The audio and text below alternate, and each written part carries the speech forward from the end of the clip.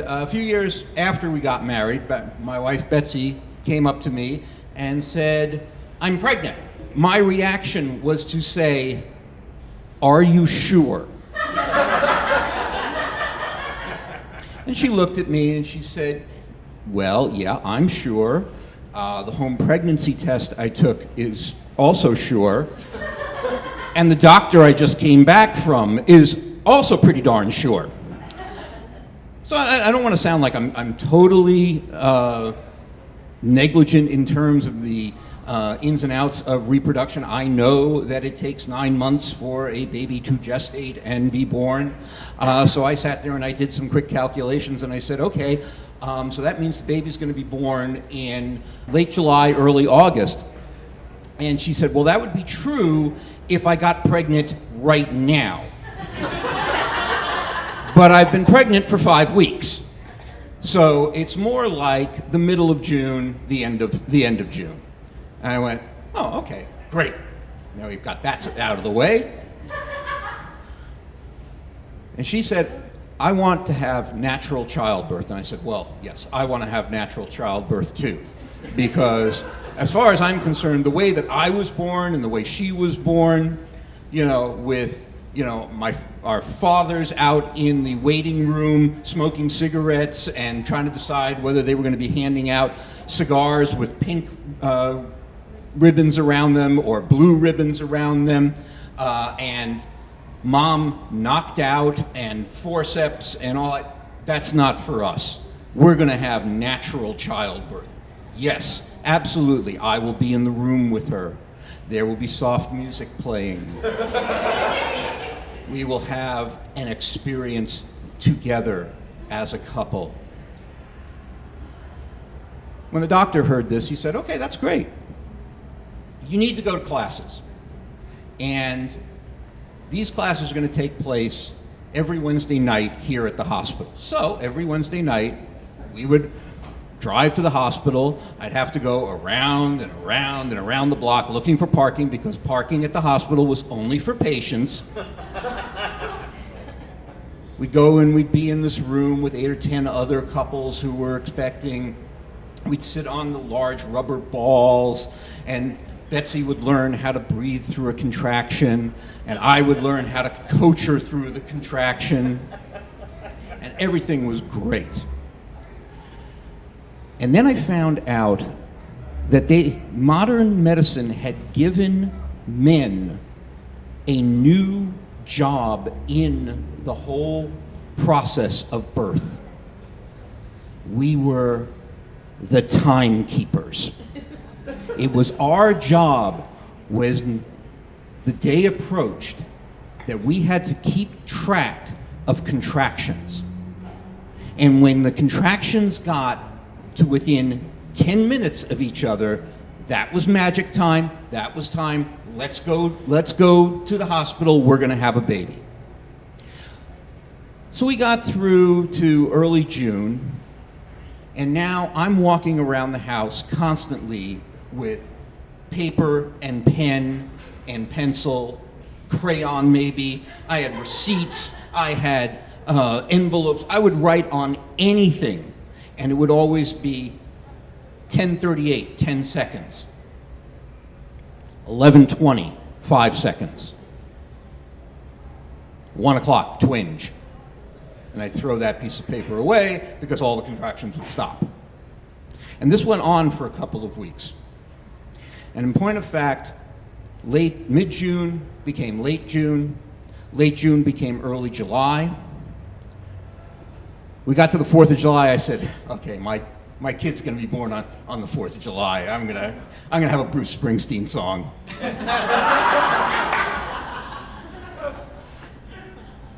4th of July came and went. Even the fireworks didn't scare this kid out of her. So, on the 6th of July, I'm keeping time and I'm making notes, and suddenly the contractions are 10 minutes apart. Let's go to the hospital. Let's go right now. So we grab the bag that we've packed. We run to the hospital. Now I can park in the patient parking lot. Thank you very much.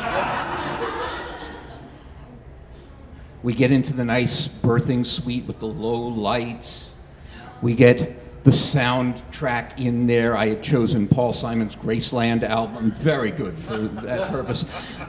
There was, they had said, bring a picture that she can focus on. I had this beautiful photograph of a canal in Amsterdam with the fog rising in the morning. I said, all right, we're ready to go.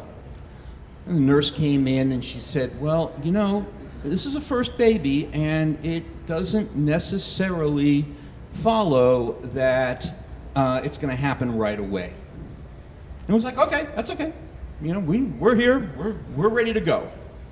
Now the thing is, when you get to the hospital, suddenly time is no longer measured in minutes and seconds, but rather in centimeters. And one of the things that is amazing to me is the fact that you were so concentrating on 10 minutes, and now you're concentrating on 10 centimeters. And that's become the big go point. So we're there for a couple of hours, and it's 4 centimeters. Another few hours, it's 5 centimeters. And a few more hours go by. And a few more hours go by. And every time an hour goes by, a nurse comes in and says, well, we can end this right now. We can always do, if you're ready, we can do a cesarean section. And my wife, Betsy, says, no, I'm going to have this baby naturally. Well, after 36 hours, the doctor came in and said, you no longer have an option here. We're going to do a cesarean. And Betsy said, yes, okay, fine. And I said, okay, great, let's go. And I'm all excited because my child is going to be born. And the doctor turns to me and he says, do you want to be in the operating room? And I said, of course I want to be in the operating room.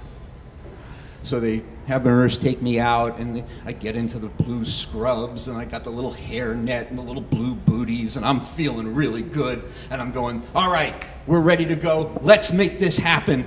And I'm standing outside the OR, and I turn to the nurse, and I just sort of offhandedly say, geez, what did they do before cesarean sections? And she turned back to me, and she said, women died in childbirth.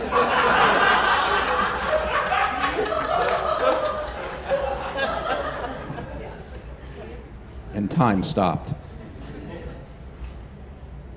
And I went into this black hole because suddenly birth had been interrupted with the possibility of death.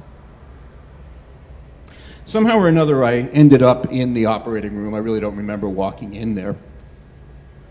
I walked in and I saw Betsy lying on the operating table, and she had a screen that was dividing her in half, right about the chest. And the doctor said something about, which side of the screen do you want to be on? And I was like, huh? And I think they probably realized that that's a common occurrence for fathers. So they put a stool next to Betsy's head and put me on the stool.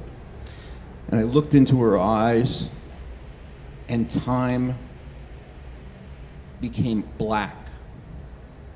And I went into this deep, deep black space because I didn't know if this was the last moment or whether it was going to be the beginning. And I was there looking at her eyes the whole time until suddenly there was the wail of a baby taking its first breath of air and its first moment of life. And time began again. Thanks.